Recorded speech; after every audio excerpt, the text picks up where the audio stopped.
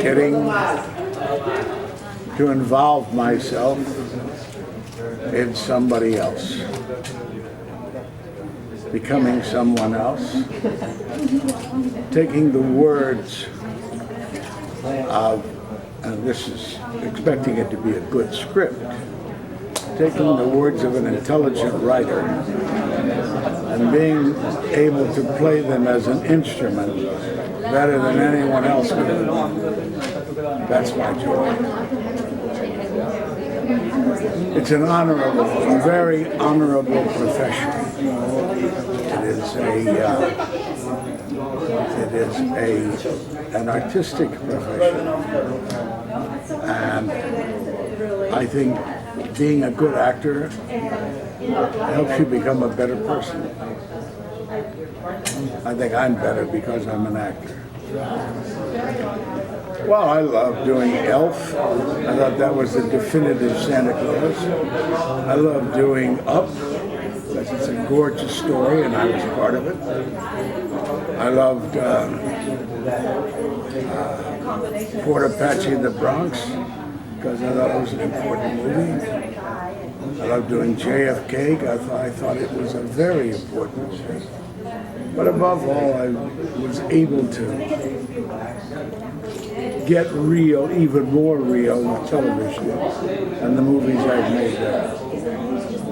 And looks like I've got more people following me for voiceover in cartoons than anything I've done on camera.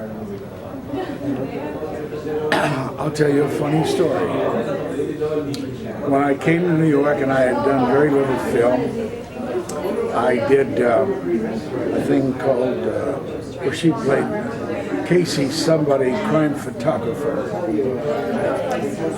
And the director who had to take over, because the first director got sick, the director who took over didn't care for me, and he picked on me. They don't do that very often. I didn't know what to do. I think I was coming down with the flu or something. So then Beverly Garland showed up the next day, and I went up to her and I introduced myself. I was hoping that she would be nice to me. She was very businesslike, and I didn't get the sympathy that I was looking for, the warmth of female companionship. Many years go by, and on Mary Tyler Moore, a role came up where Lou Grant has a girlfriend who wrote him a Dear John letter when he was in a foxhole. Well, she's come back to town. Are you with me so far? Yeah, you're with me. You sure? She comes back to town, and she would like to see me for dinner. And I want to say, get here. But Mary talks me into going. I go to dinner with her, and I'm starting to fall in love all over again. Well, at the end of the scene, she says, "Say, Lou, could you loan me $100? I said, "Why?" So she could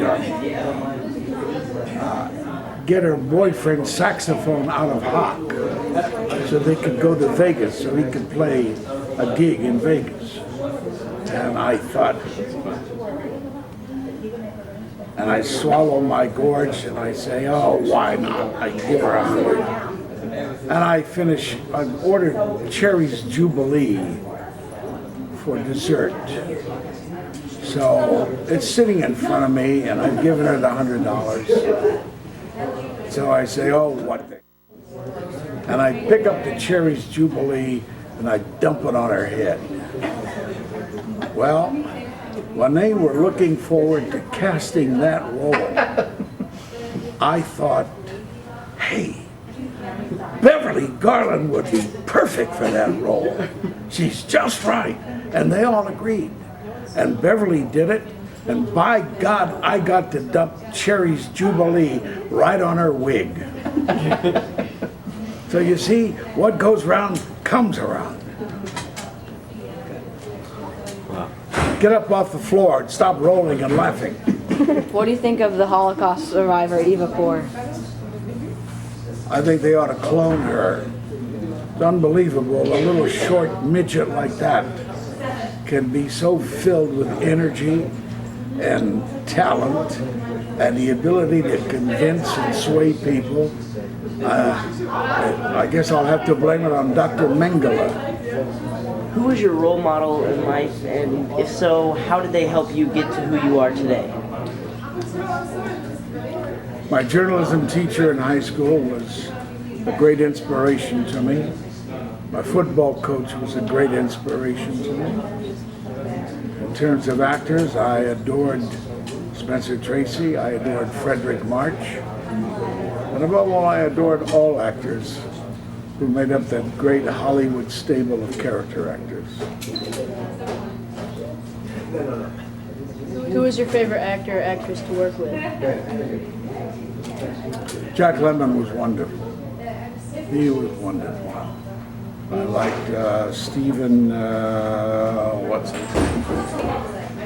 Our casts were always great. With Mary, with Lou Grant, we had the finest actors in the business.